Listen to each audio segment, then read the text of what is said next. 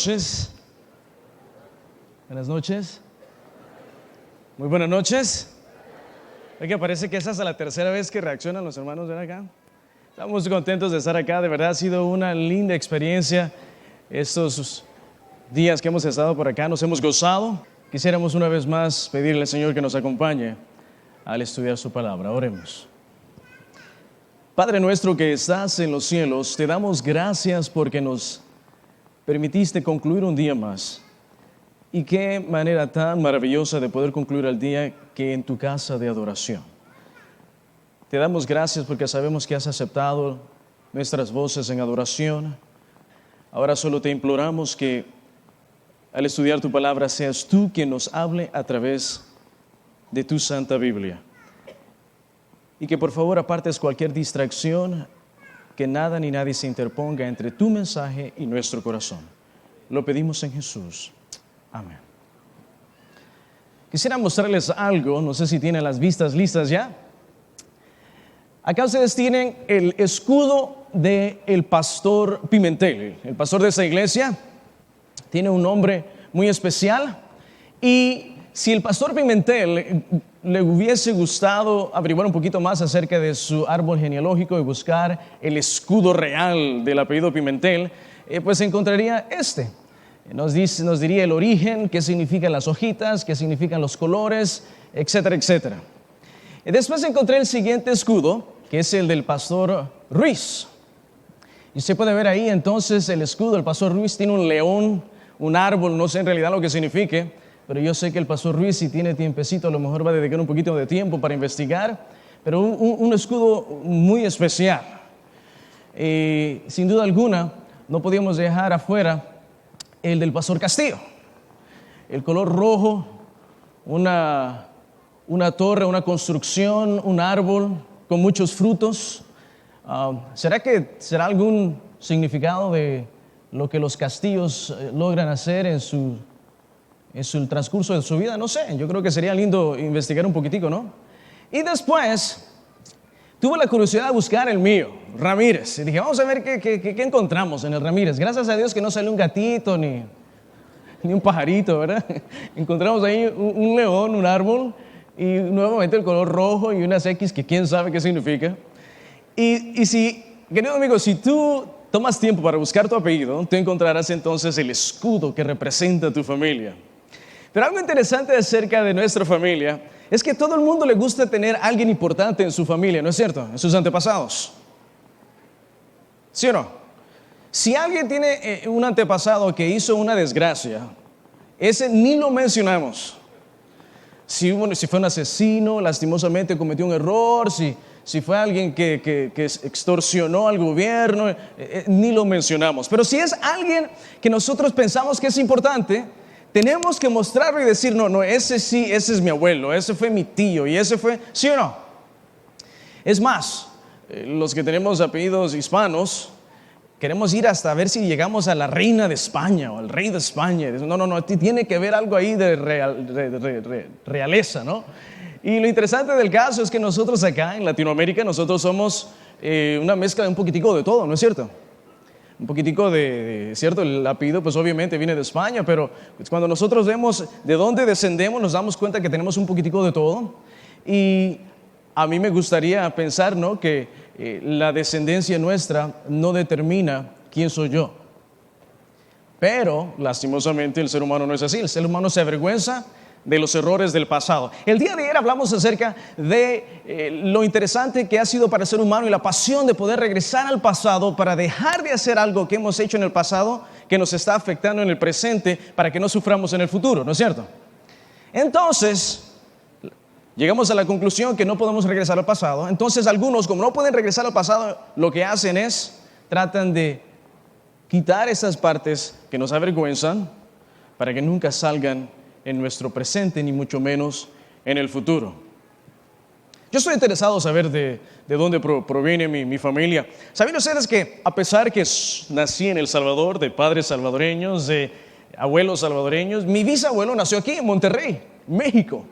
Así que uno de esos días yo quiero darme una vueltecita y ver si puedo encontrar allí quién fue el papá de mi bisabuelo. Porque mi mamá me dice una cosa, mi abuela me dice otra cosa y mis tías me dicen otra cosa. Así que yo no sé quién de las tres tendrá la información correcta. Quiero pensar que mi madre pues tiene la información correcta más recién, ¿no?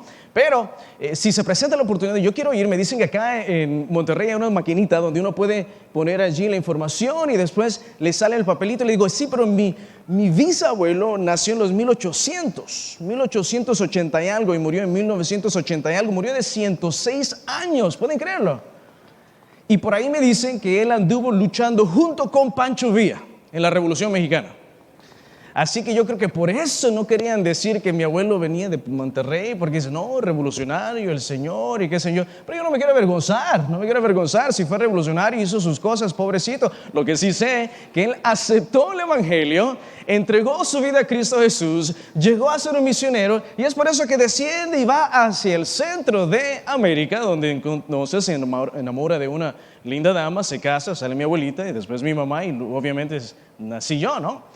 Así que digo yo, ¿será posible que en nuestro medio ahora mismo habrá alguien que tiene algo en el pasado o alguien en el pasado de nuestra familia que no se ve tan lindo como los escudos que mostramos allí? Es más, yo me pregunto, ¿será que en realidad nuestro escudo es como lo pintan? ¿Será posible que cuando los apellidos surgieron, en realidad el escudo era un poquito diferente? ¿Será que tal vez el mío era de palo? ¿No? ¿De madera? Y después lo fueron modificando a que se fuera rojo y con el casco, el yelmo, ¿no? Todo lindo, los colores y el león y el árbol y qué sé yo, qué tanta cosa.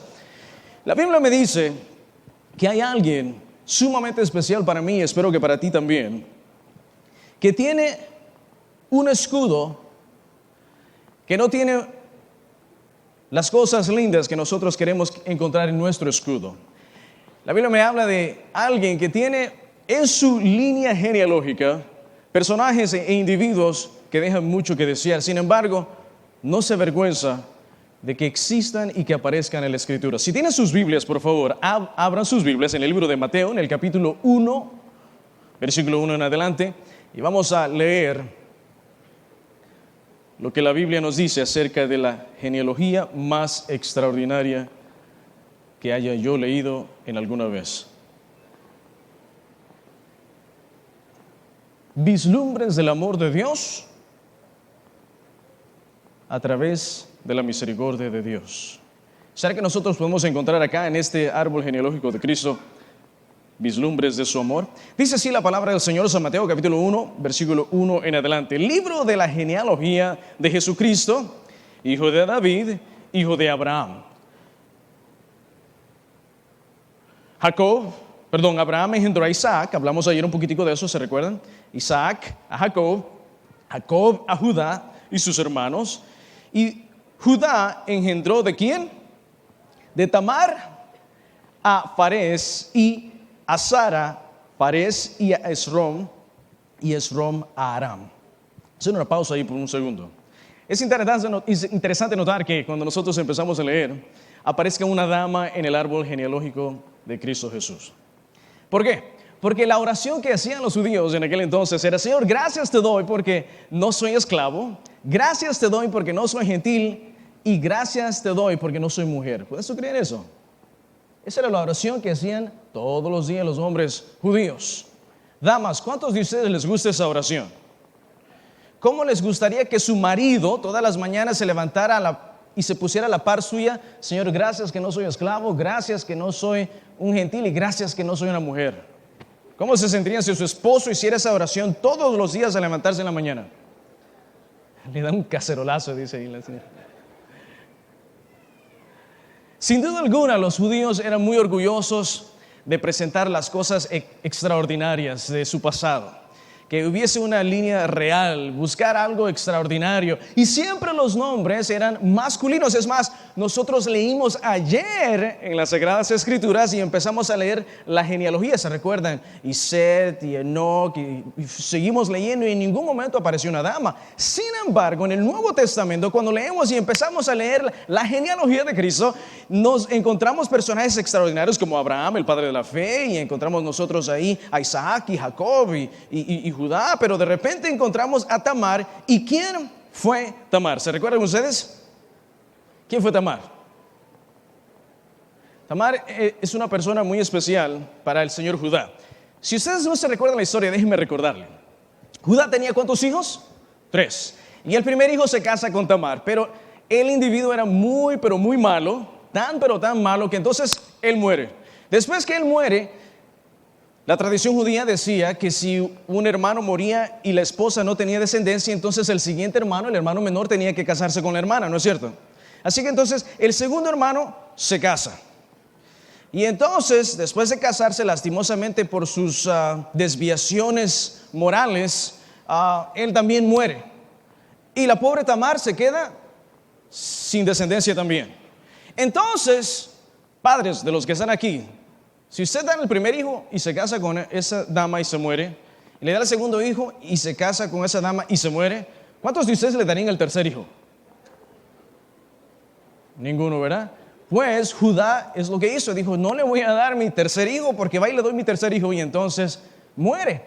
Lo que hizo él, dijo, no, vamos a dejar que ella pues siga su rumbo. Y la pobre Tamar se quedó sola, se quedó muy sentida y hasta despreciada, porque aunque la tradición y la ley decía que se tenía que casar el siguiente, ellos no siguieron ni las leyes de aquel entonces, ni la tradición, y ella se sintió totalmente destrozada, porque no pudo tener descendencia. Y ayer hablamos que durante aquel entonces todavía era muy importante quedar en ¿qué? Quedar en estado, quedar embarazado, porque posiblemente a través de allí vendría entonces la genealogía de Cristo Jesús. Entonces lo que hizo fue se disfrazó de una ramera, y mientras estaba allí el señor Judá, después que muere su esposa, andaba haciendo cosas que no debía, y vio a Tamar, a su nuera, ¿no es cierto? Pero ella estaba cubierta y él no sabía que era ella. Viene ella y le dice, psst, psst, psst. ¿Y Judá qué hizo? Judá lastimosamente entró con ella y después ella queda embarazada. Cuando ella queda embarazada, ahora acontece algo que en la realidad a mí me duele hasta decirlo. El suegro se acuesta con la nuera, que le da a luz 2 gemelos que deberían ser sus nietos, pero terminan siendo sus hijos. Óigame, ¿cuántos de ustedes pusieran eso en su árbol genealógico? ¿Cuántos de ustedes pusieran eso en su escudo real de su familia? Cosa más triste, ¿no es cierto? Así que los niños, en vez de decirle abuelo, le dicen papá, a quien debió haber sido su abuelo. Sin embargo, la Biblia dice que aparece ahí en el árbol genealógico, y sin duda alguna nosotros vemos ahí una vislumbre del amor de Dios, porque muestra misericordia, número 1, para los que se sienten rechazados, y número 2, para los que caen en error, como el que cayó Judá. Y aparecen los dos ahí en el árbol genealógico. Seguimos nosotros leyendo entonces y dice que Aram engendró a Abinadab a Naasón y Naasón a Salmón. Salmón engendró ¿a quién? Rahab. Y aparece ahora una segunda dama. Ahora, esa dama no se vistió como una ramera, sino que la Biblia me dice que esa dama era una ramera. Así que esa no se disfrazó, ella era la señora del pueblo. Era la señora que tenía, esa era su profesión, ¿no? Yo no sé cuántos de ustedes tendrían el valor, ¿no? De poner, ¿no? Mi tía o mi abuela o quien sea que haya tenido una profesión como esta. Pero la Biblia me dice a mí que en aquella ocasión Dios, cuando inspira a Mateo para que empiece a escribir en el árbol genealógico de Cristo, aparece entonces Rahab, una ramera que después que encontró al Dios de Israel, decidió entregar su vida al Señor Jesús. Ella es aceptada por el pueblo de Israel y entonces ahora ella entra al pueblo de Israel y ahora viene siendo parte de la descendencia de donde vendría el Mesías. Es extraordinario. Si alguien me dice que Dios no es misericordioso, déjeme decirle que tenemos que estudiar un poquitico más durante esta semana, pero la misericordia de Dios va más allá, que alcanza aún a damas que por cosas de la vida lastimosamente han caído en una situación de estas. Así que entonces tenemos allí a Rahab. La Biblia me dice entonces que Dios da y extiende su misericordia hasta personas que han caído en ese error. Es más, no solamente aparece ahí, si tienen sus Biblias, no dejen esa página, vayan al libro de Hebreos en el capítulo 11 y veamos lo que dice la Biblia en el libro de Hebreos en el capítulo 11 y el versículo 31. Allí donde están los héroes de la fe, allí donde están los campeones de la vida espiritual, la Biblia me dice que se encuentra una dama muy especial. Hebreos capítulo 11, versículo 31 dice, por la fe, ¿quién? Rahab, ¿la quién?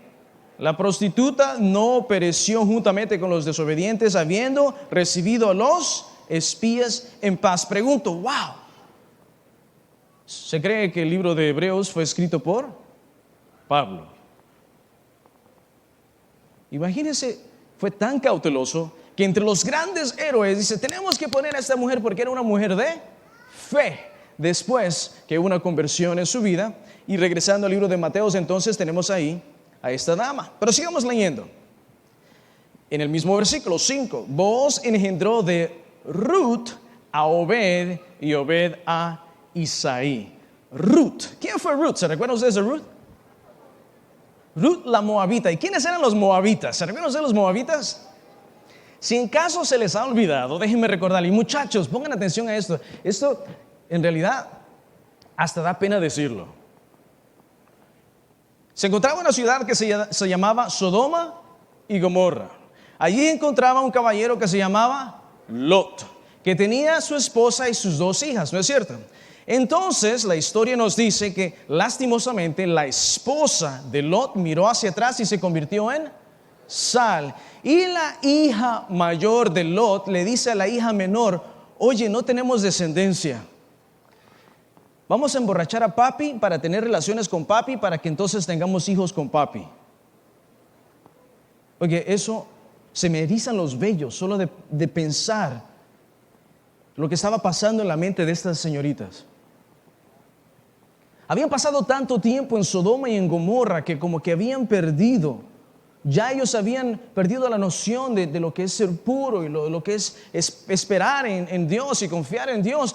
Y lastimosamente, por causas de esta situación tan difícil y tan dura de comentar, nace un bebé que se llama Moab.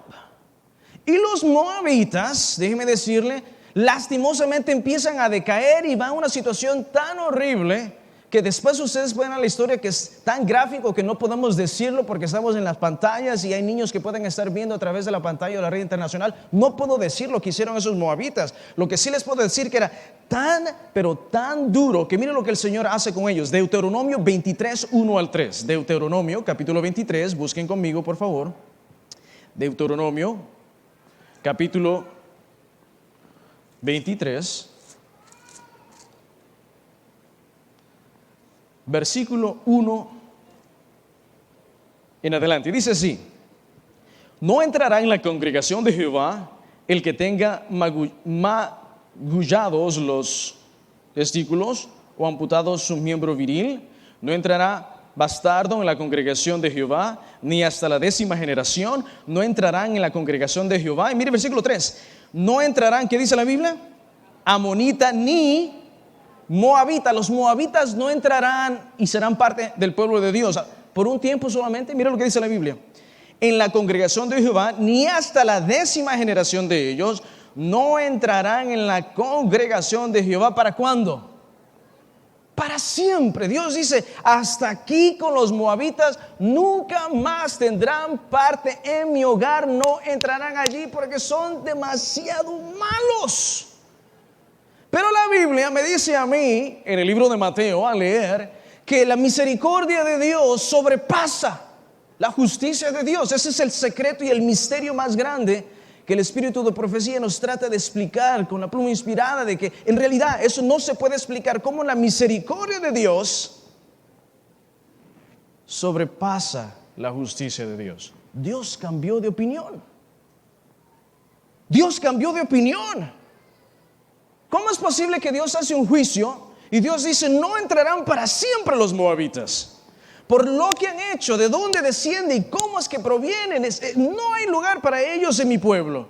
Pero la Biblia me dice a mí después que Dios cambia de opinión y no solamente los deja entrar al pueblo de Dios por medio de los moabitas, la descendiente a Ruth, sino que llega a formar parte del árbol genealógico de Cristo Jesús. Aleluya. ¿Cuántos dicen amén?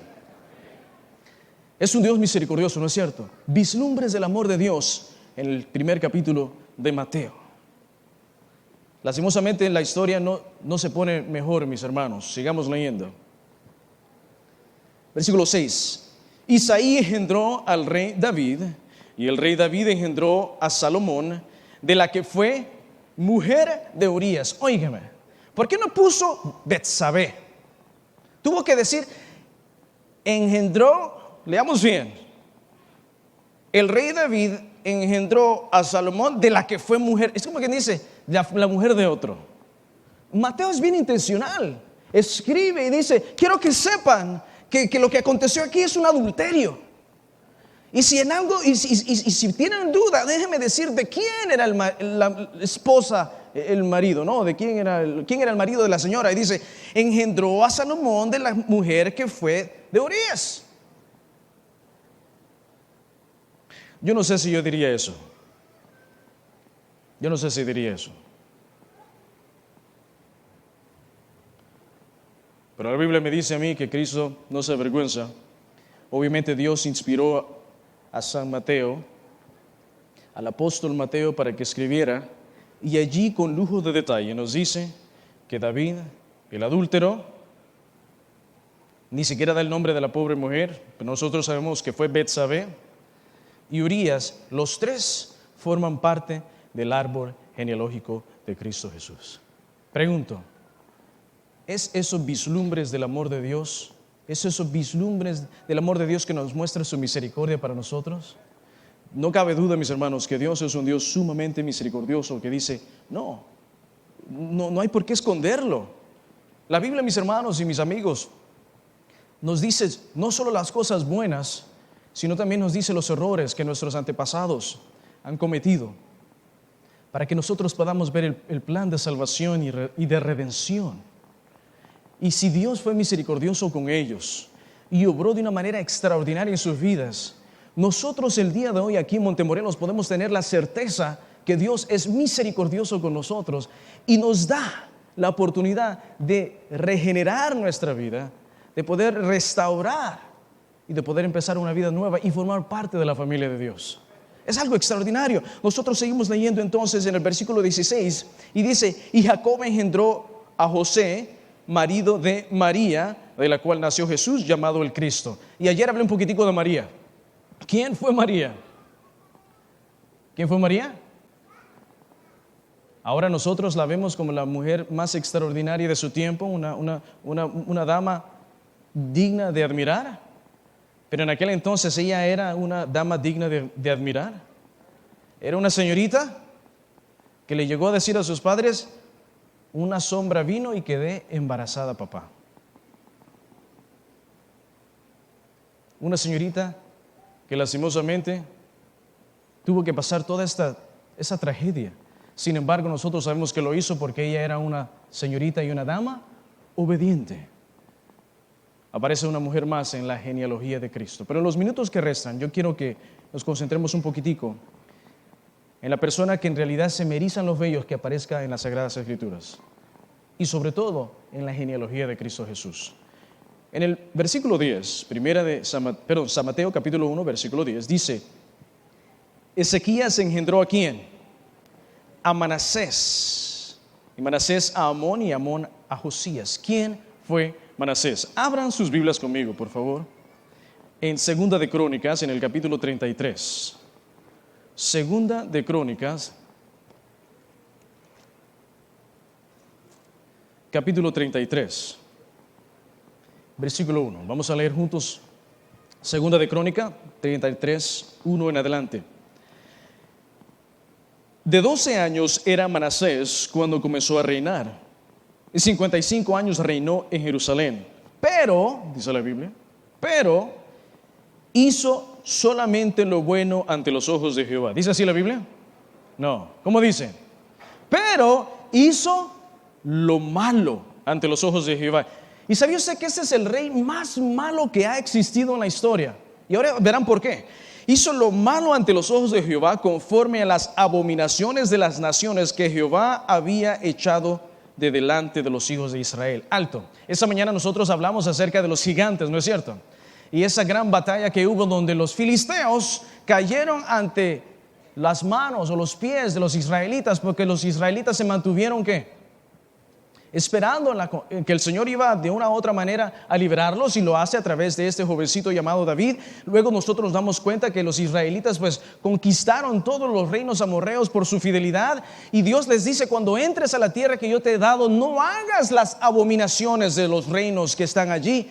Y el pueblo de Dios, mientras obedecía, prosperaba y estaba todo muy bien. Lastimosamente, cuando el rey Manasés llega, me dice a mí que no solamente hizo lo malo, sino que hizo conforme a las abominaciones de las naciones que Jehová había echado delante de los hijos de Israel. En otras palabras, lo que Dios les había otorgado, les había dado la victoria, ahora el mismo rey de Israel cae ahora en los errores de esas naciones. Y mire qué son esos errores. Versículo 3: porque Él reedificó los lugares altos que Ezequías su padre había derribado. En otras palabras, el padre los derriba, el hijo los levanta. Levantó altares ¿a quiénes? ¿Qué dice su Biblia? A los Baales, e hizo imágenes de acera, y adoró a todo el ejército de los cielos, a todos los dioses habidos y por haber, y les rindió culto. Versículo 4: edificó también altares en la casa de Jehová, de la cual había dicho Jehová: en Jerusalén estará mi nombre perpetuamente. Edificó también altares a todos los ejércitos de los cielos en los dos atrios de la casa de Jehová. Imagínense ustedes, es como que si aquí nosotros empezamos a traer dioses y les ponemos aquí incienso, y antes del servicio nosotros empezamos aquí a adorar a Dios. ¿Cómo ustedes se pueden imaginar tal cosa? Pero lo que más me duele, y si usted estuvo aquí el sábado, sabe por qué a mí me duele este versículo. Versículo 7: además de esto, vamos a leer, versículo 6: y pasó sus hijos, ¿por qué? Por fuego en el valle del hijo de Hinnom. ¿Sabe lo que significa pasar los hijos por fuego? Consulte con sus profesores de Antiguo Testamento y no me dejen mentir. Eso quiere decir que el rey tenía sus concubinas, las dejaba embarazadas para tener los hijos, para quemarlos a los dioses, para apaciguar los dioses, para que le contestara sus oraciones. Y después otro hijo para quemarlo. Ustedes saben, yo no puedo concebir, no puedo entender cómo es posible que un hombre procree con el único propósito de arrebatar los hijos para quemarlos en sacrificio a los demonios. El rey de Israel, mis hermanos. Todas las naciones decían: wow, nosotros no somos nada en comparación con la maldad del pueblo de Israel. Se quedaban chiquitos los pueblos alrededor. No había existido un rey tan malo, ni un pueblo tan malo. La fama se empezó a correr. Eso es algo horrible, mis hermanos. Dice versículo 8, y nunca más, vamos al versículo 7. Además de esto, puso imagen fundida que hizo en la casa de Dios, de la cual había dicho Dios a David y a Salomón su hijo: en casa y en Jerusalén, la cual yo elegí sobre todas las tribus de Israel, pondré mi nombre para siempre. El versículo 9 dice: Manasés pues hizo extraviarse a Judá y a los moradores de Jerusalén, para hacer más mal que las naciones que Jehová destruyó delante de los hijos de Israel. Wow. Yo no sé cuántos de ustedes conocen a alguien que es malo, pero la Biblia me dice de que el rey Manasés, la palabra malo le queda chico. Pero mira lo que acontece ahora. Y habló Jehová a Manasés y a su pueblo, mas ellos no escucharon. Pregunto, cuando Dios habla a Manasés, ¿es un vislumbre de su amor? ¿Cuántos de ustedes creen que cuando Dios nos jala un poquitico la oreja y nos dice: oye, encarrílate? ¿Usted cree que es misericordia? ¿Cuántos dicen amén? Amén. Dios le habla y le dice: mira, Manasés, por favor, vuelve, no andes haciendo esas cosas. Yo me imagino a este padre amoroso haciéndole entender a Manasés que lo que está haciendo no está correcto. Lastimosamente la Biblia me dice a mí que no aconteció. Y mira lo que dice, versículo 10, y habló Jehová a Manasés y a su pueblo, mas ellos no escucharon. Por lo cual Jehová trajo contra ellos los generales del ejército del rey de los asirios, los cuales aprisionaron con grillos a Manasés y atado con cadenas lo llevaron a Babilonia. Pero mira lo que acontece ahora. Mas luego que fue puesto en angustia, oró a Jehová y su Dios, escuche bien, oró a Jehová su Dios, humillado en grandemente en la presencia de Dios, de sus padres, y habiendo orado él, ¿qué dice la Biblia? Fue atendido, pues Dios, ¿qué dice la Biblia? Oyó su oración y lo restauró a Jerusalén, a su reino. Entonces reconoció Manasés que Jehová era Dios. Me están sudando las manos, mis hermanos, solo de leer eso. Después de todo lo que había hecho Manasés, yo me imagino con el anillo, ¿no?, en la nariz, con los grillos en los pies, las cadenas en las manos. El rey Manasés va y cualquiera diría que pague lo que debe. Es posible que uno que otro haya pensado, al fin reciben su merecido. Pero la Biblia me dice que allí, en ese lugar oscuro, en ese lugar mientras él se sentía solo, en ese lugar donde él había llegado a la conclusión que ya no había más para dónde ir, se arrepiente y le dice: Señor, perdóname, escucha mi plegaria. Y la Biblia me dice que no solamente lo perdonó, sino que más bien, noten bien, para que nunca se les olvide, Dios toma el trono, pone el escudo y le dice: Manasés, no solamente te perdono, te restauro para que te sientes como rey y dirijas mi pueblo una vez más. Pregunto, ¿es o no es Dios un Dios misericordioso? Es posible que tú que me escuchas pienses que Dios solo es muy bueno para esa gente, pero para ti no. Hace un tiempo atrás, mientras terminaba de predicar en una reunión de jóvenes, un congreso de jóvenes, una señorita se acerca y me dice: pastor, yo quiero hablar con usted. Y yo le digo: sí, ¿en qué puedo servirte? Dice: yo quiero compartir con usted algo que me ha acontecido. Usted me vio dirigiendo el servicio de canto, ¿no es cierto? Le digo: sí, de paso estaba muy lindo, muchas gracias, fue de bendición para nosotros. Me dice: ¿sabe que yo quiero compartir algo que todavía hasta el día de hoy yo no he podido superar? Resulta que con uno de los integrantes del grupo, pues nosotros nos envolvimos amorosamente y yo quedé embarazado. Y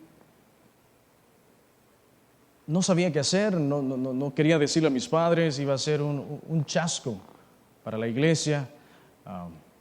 No sabía qué decirle yo a mis maestros en la universidad. Yo sabía que si decía algo me borraban, me expulsaban. Y mientras hablaba empezó ahora a llorar, como no se pueden imaginar. Y mientras lloraba ya me imaginé lo que venía. Me dice: pastor, no tuve otra opción en aquel entonces que quitarle la vida a mi bebé. Esa señorita, lastimosamente, en aquella ocasión, de una manera casera, entonces empieza a extraer su bebé. Y dice ella que mientras ella ve a su criaturita bajar por el baño, dice que no ha podido quitar eso de su mente. Dice, pastor, yo soy tan, pero tan mala que yo sé que no hay esperanza para mí. Es más, cuando yo dirijo los cantos, lo hago nada más para poder yo mantener la apariencia, pero yo sé que no hay esperanza para mí. Yo sé que ya no puede haber nada. Yo hice una cosa horrible. Le digo yo, ¿sabes qué? ¿Escuchaste tú alguna vez acerca de Manasés? Me dice, no escuché. Pues abrí la Biblia y compartí lo que he compartido con ustedes el día de hoy. Y le dije, ¿sabes? ¿Tú crees que has sido tan mala como Manasés? Me dice, no, pero me siento como Manasés. Me siento que he sido tan mala. Digo, tú uno, él, quién sabe cuántos. Tú no tuviste un bebé para matarlo. Tú tuviste miedo, temor y lastimosamente decidiste tomar esa decisión. Pero Manasés a propósito, él procreaba para deshacerse de sus hijos. ¿Tú crees que eres así de mala? Me dice ella, no, tanto así no. Y le digo, si Dios tiene misericordia para salvar la vida de ese individuo, para perdonarle sus pecados, para restaurarle su posición y para formar parte del árbol genealógico de Cristo Jesús, ¿tú crees que no hay lugar para ti? Mientras ella miraba hacia el piso llorando, decía, lo creo, pero no lo siento. Quisiera contarles que la historia terminó muy bien, pero déjeme decirle que fue una de esas pocas veces que como pastor salí de ese cuarto totalmente destrozado, inútil, porque sabía que no podía haber hecho nada por ella. Por más que quería explicarle que Dios es misericordioso, que Dios perdona, que Dios restaura, era una decisión que ella tenía que tomar. Ella tenía que aceptar el perdón de Dios. Después de ese incidente, llegué a la conclusión, mis queridos amigos, que al igual que ella, en todo el mundo existen personas que han cometido errores que aún no han olvidado, no han confesado y que aún no se han perdonado a sí mismos. El día de ayer hablé acerca de lo lindo que es que Dios se deleita en romper las páginas de nuestra vida sucias y darnos una página nueva. Mis hermanos, no solamente son para las manchas chicas, sino que son para los errores grandes. Los errores que nosotros pensamos que son tan grandes, para Dios no son lo suficientemente grandes para que Él no nos perdone. Y yo quisiera compartir lo último esta noche. La imagen que yo tengo de Dios, ¿sabe cuál es? En cierta ocasión de niño, yo estaba viendo un programa de Popeye. ¿Ustedes se recuerdan de Popeye? Y Popeye cuando comía espinaca se hacía fuerte. Cuando Popeye comía espinaca podía hacer cosas extraordinarias. Y después de ver un programita de esos de televisión, recuerdo que de chico salgo corriendo a la parte de atrás y cojo unos fósforos. Y empiezo a tirarlos al aire y encendido les pegaba. Y tiraba otro y le hacía así y le pegaba. Y empecé casi antes de acabarse la cajita de fósforo, tiré uno y ese como que no vi dónde cayó. De repente escucho los pasos que viene alguien, un familiar, una tía viene por el pasillo. Y rápido como que me escondo, sé que estoy haciendo algo malo. Y mientras estoy viendo por el cristal hacia adentro, veo en el rostro de mi tía un rostro de asustada, espantada. Y me dice, mi hijo, salte de ahí. Y cuando miro hacia atrás, toda la parte de atrás había tomado fuego. La casa estaba en fuego, se estaba quemando. Recuerdo que rápidamente entro a un lugar donde hay agua, los vecinos vienen a querer apagar el fuego y mi tía también y todo el mundo tratando de salvar que el fuego no entrara adentro de la casa, sino que se mantuviera afuera. Por la gracia de Dios controlaron el fuego, mis hermanos. Pero yo sabía que había cometido un error. Y a una corta edad, mis hermanos, yo sabía que cuando uno se equivoca, ¿qué acontece? Vienen las consecuencias de sus errores. Pues rápidamente corro, mis hermanos, y me meto debajo de la cama. Y pasaron los minutos Los minutos se transformaron en horas y finalmente escucho el sonido del motor del carro de mamá. Cuando escucho que el carro viene, lo siento por la ventana, empiezo a temblar, mis hermanos, porque sé que lo que viene no es nada fácil. Y cuando mi madre llega, sale corriendo y dice: ¿dónde está Elden? ¿Dónde está Elden? Y empieza a gritar. Y digo yo: viene por mí. Y escucho los tacones. Y empieza y entra al cuarto. Y cuando entra al cuarto, yo debajo puedo ver el par de tacones. Y mi madre se agacha. Me dice: mijo, ¿qué haces allí? Mamá, tengo miedo, ¿me vas a pegar?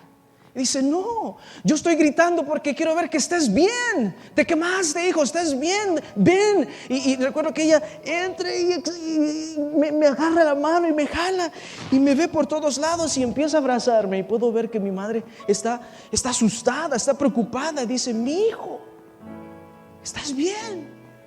Le digo: sí, mamá, ¿no me vas a pegar? Dice: no más televisión, no Popeye por un mes. Pero ¿cómo crees? Dice: yo cuando supe lo que había acontecido, dice, yo lo único que podía pensar es en mi hijo. Yo no quería que mi hijo se quemara. Y cuando yo pienso en el Señor Jesús, yo digo: Dios mío, Dios es ese Dios misericordioso que desciende. Vino aquí a la cruz del Calvario y dice: yo no quiero que ninguno de mis hijos perezcan, ni uno solo. Y entonces Él viene y se pone sobre sus rodillas, pero no solamente para ver si estamos ahí, sino para rogarnos que aceptemos su misericordia, el regalo más grande que Él nos puede dar. Y Él dice: vengan a mí, yo les perdono todos sus pecados, aunque fueran tan feos y tan horribles como los de Manasés, aunque sean tan horribles como los de los moabitas. En mi casa hay lugar para ti. Y yo no sé, querido joven o señorita, estudiantes acá, cuál es tu pecado. Y déjame decirte que no te sientas mal, porque entre más canas tenemos, más hemos vivido. Entre más hemos vivido, más hemos pecado. Y déjame decirte que Dios nos dice el día de hoy aquí en Montemorelos, y a ti, querido amigo, amiga que nos ves a través de la pantalla: Cristo te ama y Él quiere que tú le entregues su vida. Y el día de hoy yo quiero hacer un llamado muy especial. Si hay alguien aquí que dice: Señor, yo quiero entregar mi vida a ti una vez y para siempre. Yo quiero que tú me laves, que me limpies, que me purifiques, que me des la oportunidad de empezar una vez más, y que mi pecado quede entre tú y yo. Dios no se deleita en sacar nuestros pecados al aire, mis hermanos. ¿Sabe quién es el que se deleita en sacar nuestros pecados al aire? Es Satanás, para avergonzar. Pero Dios dice: si te arrepientes, yo te acepto, como que si nunca antes han pasado, y te restauro. Mis hermanos, aquí enfrente hay sillas simbólicas, sillas vacías simbólicas. Y Dios quiere restaurar tu vida. Dios quiere restaurar tu vida. Habrá alguien que quisiera decir: Señor, yo quiero que tú restaures mi vida. Yo quiero que tú me limpies. Si hay alguien, te pido que pases aquí al frente. Si tú quieres que Dios restaure tu vida y quieres decirle: Señor, yo me entrego a ti, yo traigo mis pecados, traigo mis errores, y yo lo hago con el único propósito que una vez y para siempre tú limpies mi vida. Amén. ¿Para alguien más? Tú sabes bien a quién estoy hablando. Tú sabes cuál es tu error. Yo no sé cuáles son las cosas que han acontecido en tu vida, y no necesito saber, nadie necesita saber. Dios ya lo sabe y Él te dice: ven a mí, quiero restaurarte, quiero no solamente perdonarte, restaurarte y darte la oportunidad de empezar una vez más. Mis hermanos, Dios está aquí no para castigarte en estos momentos, Él está aquí para restaurarte. El Dios de justicia vendrá en un futuro no muy lejano, pero cuando aquel tiempo venga, ya tú le habrás entregado tu vida a Cristo Jesús. Habrá alguien más que quiere decir: Señor, restáurame, perdóname. Gloria a Dios, mis hermanos, gloria a Dios. No hay pecado tan grande que Dios no pueda perdonar.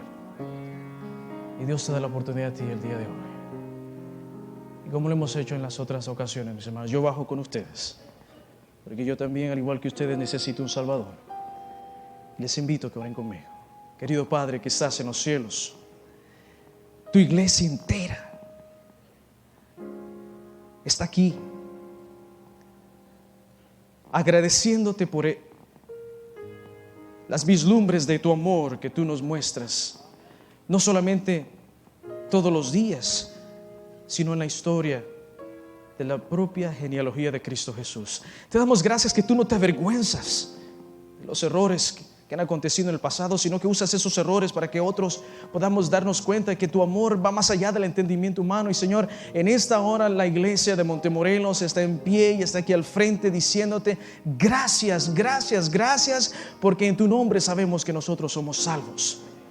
Señor, por favor, no solamente perdones nuestros pecados, sino que pedimos que restaures nuestra vida. Yo no sé cuántas señoritas acá tal vez han pasado por una situación como esa dama que conté. Es posible que haya alguna señorita acá que se siente culpable por algún error que ha cometido. Es posible, Señor, que tal vez hay algún hombre que esté acá que ha cometido adulterio con la esposa de su prójimo. Señor, él y tú se ponen a cuentas el día de hoy. Señor, no sé si hay alguna dama acá que ha cometido adulterio con la esposa de su prójimo, al igual que David, Betsabé, la mujer de otro hombre. Señor, si aquí hay una mujer que ha cometido adulterio, dale paz, perdona, borra sus pecados, Señor, y restaura su vida. Señor, si aquí hay una dama, una señorita que ha sido abusada por un padre, ha habido incesto, tal vez molestada por un hermano, por un primo, por un tío que la han molestado.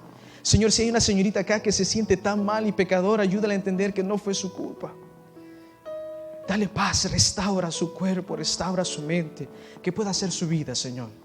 Pero es posible que aquí haya un hombre que haya molestado a su hija, a su sobrina. El día de hoy, Señor, ese hombre viene quebrantado ante ti pidiéndote que tú le perdones. Señor, restáuralo. Y sobre todo restaura la vida de esas criaturitas que han sido afectadas. Señor, los pecados que están aquí colectivos son tantos que no podemos mencionarlos. Pero Señor, traemos nuestros pecados ante ti el día de hoy y rogamos que en el nombre de Cristo Jesús nuestros pecados puedan ser borrados una vez y para siempre, y que nos restaures una vez y para siempre. Ven pronto, Señor Jesús, ven pronto y llévanos contigo, y no permitas que ninguno de nosotros quede atrás. Lo rogamos y lo agradecemos sin merecer, en el nombre de Cristo Jesús, nuestro Salvador. Amén y amén.